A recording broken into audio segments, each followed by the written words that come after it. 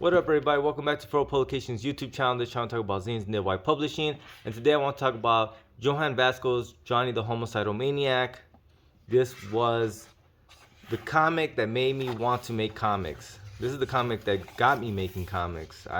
Shortly after reading these is when I began, making my little zines and stuff, and you'll see why some of these cartoons are fairly straightforward.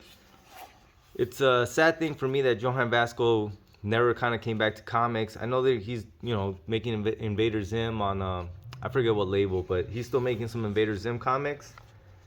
But Johann Vasco, Johnny the Homicidal Maniac, I think for everyone, in the late 90s, this was probably the comic. This was the it. And it's kind of a goth comic. Not that I was a goth, but like, I remember when I started reading this, I loved it. I thought it was so funny. It was so humorous. And the comics, they're segmented into like little stories throughout the issue. And this is Squee. And actually, I found Johann Vasco because of Squee. And then I reverse engineered it to Johnny the Homicidal Maniac. But this art didn't read like anything else at the time. And it was just so funny. The commentary and the way the characters looked. Like, look at this page. And for someone that had just been reading like a bunch of I guess mainstream comics at the time, this kind of pages just floored me. And this is from Slave Labor Graphics. And Johann Vasco is a San Jose kid. So Talamante brothers out there. So there's a lot of good cartoonists. And then look at this. I mean, I remember Happy Noodle Boy. And this is the kind of stuff that I was like, yeah, and this is funny and it reads. And they're just these one pages.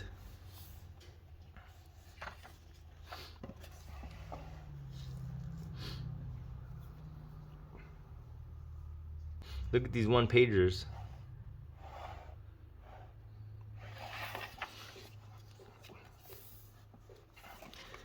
And like, so like even the simplicity of it, I fucking dug it so much. And I was a young man reading these and hunting these down. All these splatterpunk kind of look. And that's what I liked about his art, was that it was like this very simple kind of art, and then you would randomly get like, like there definitely is like a master at the craft can know when to be simple and when to kind of go for it. These saw contraptions, the narrative, like the discussions, these long like hyperboles of like, altruistic and like philosophical questions about life and death and the meaning of.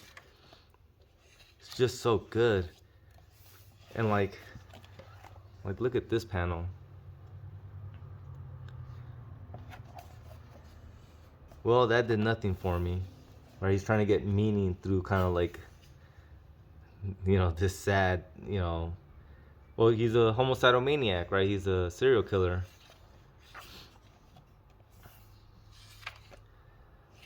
This is one of those comics that I'm surprised more people don't talk about, because like I said, like when I was into comics, when I got deep into comics, this was the comic. This was the it. This is the one that like everyone talked about. Like, did you read the latest issue? Did you pick up Johnny the Homicidal Maniac? Did you read Squee? And kind of like Matt Groening, he ended up just going more into animation. And I know he's working on a Squee children's story, which would be tight, but man, this guy was amazing at comics. Boom. This is something I'm trying to get better at. And you'll see me trying some of this out with Punch Drunk Zen. It's the plan. Really go for it. And like I said, like some of the more simple comics as well read so well. And it's one of those things like Matt Groening, when he was just making comics, which is something we'll look at because I'm a big Matt Groening fan, but when he was just doing comics, the art wasn't nothing amazing or crazy, but it was his premise and then just the text, the wording of it all, that really made it funny. He's a real cynic, and Johan Vasco is a cynic as well. But yeah, man, when I started peeping this out, even like the panel layouts and everything was just, you didn't see very much of this, right? So like something like this just reads so well. Hammer to the eye, blood just flowing. Straight up cartoonist.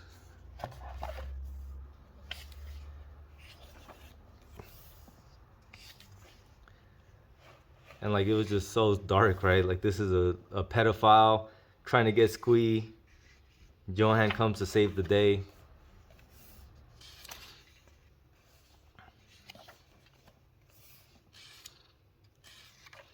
And I think that's another reason why this was big, because like 9 Inch Nails was big during that time, and like the goth scene was pretty big. I mean, like I was always kind of like a skater slash punker kid, so I knew goth. And so when I saw this comic, it was just hella funny.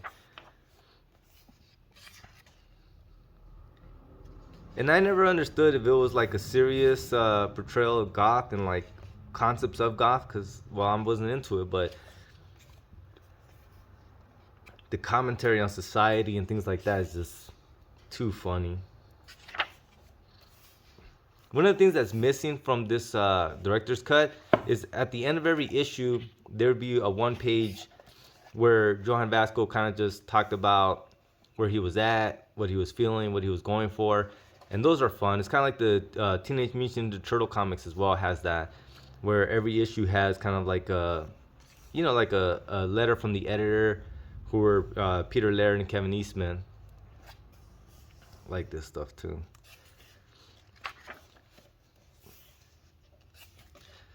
So it's one of those things of like, I have all the floppies, and I have the floppies of Squee. But then I also bought the graphic novel, because, well, because I'm a fan. But this director's cut graphic novel doesn't really add anything more.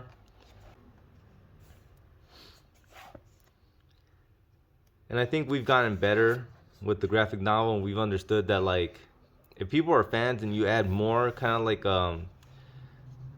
the Red Room one, where like they've added so much more to the graphic novel that even if you have the floppies, if you're a real fan of it, you would probably buy the graphic novel, because you know, it has so much added stuff to it. This is not one of those comics. This comic doesn't add anything new. And one of the things I liked about the way this story was structured was it had like these one-off stories that were real funny and kind of quick, you know, 1-pagers, 2-pagers, but then there was this overarching arc. So, you know, I can see why he got more into like the animated world, because it really does read kind of like an animated story would, where like there's these one-off stories where the heroes go to do whatever, but then there's this overarching concept and story.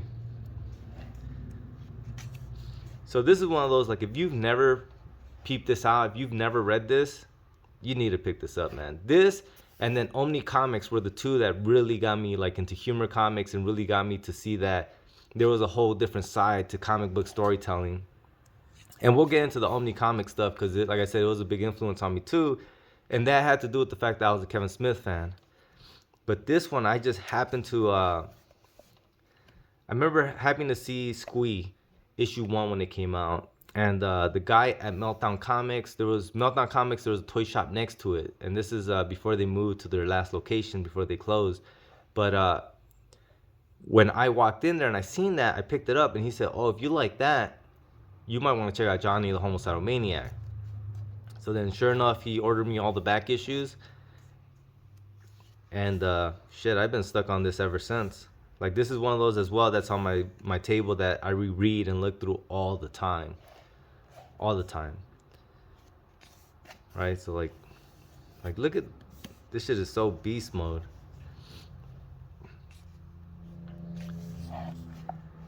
This is heaven.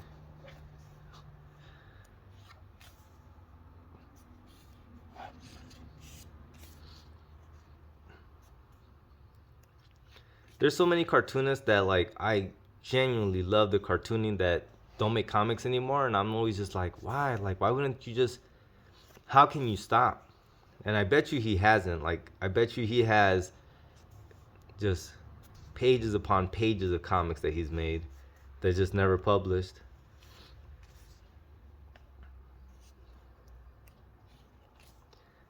And Invader Zim is fun, but it definitely is a lighter version of like the Johnny the Homicidal Maniac and Squee adventures. Even though there you can see the birth of Invader Zim in this, so if you're a fan of Invader Zim, you would absolutely love Johnny the Homicidal Maniac.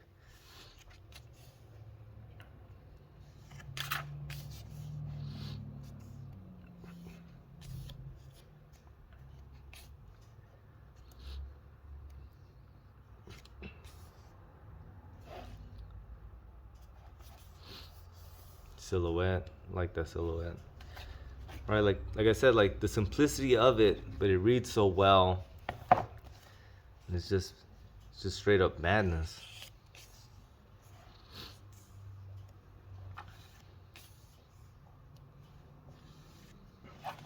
Right, and then you randomly get these one pagers.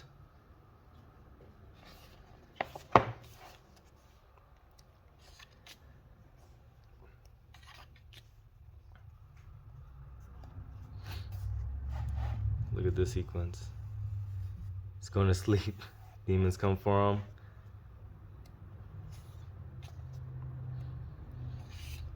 So this is kind of like the extra stuff they give you, but like I said, like this is nothing. Like if I was to do this over again, I probably wouldn't drop. I think I paid $30 when this came out. Oh, $22 when it came out. And I already have the floppies, so just for this, I probably wouldn't do it again. Oh, but look, they got the covers here in the back, but these covers, they look flat because the color adds a lot to it. And like I said, I'll pull out the floppy so we can look at all the covers. 7-issue run, nothing too crazy. The Gallery of Ancient Horrors.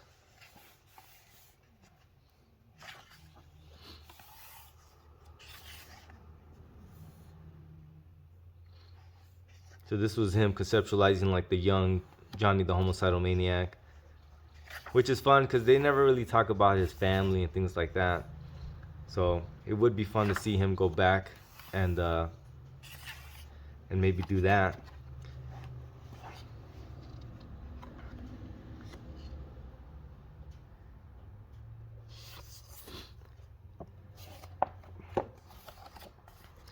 This is the last Johnny the Homicidal Maniac piece that he did. He has a little section here.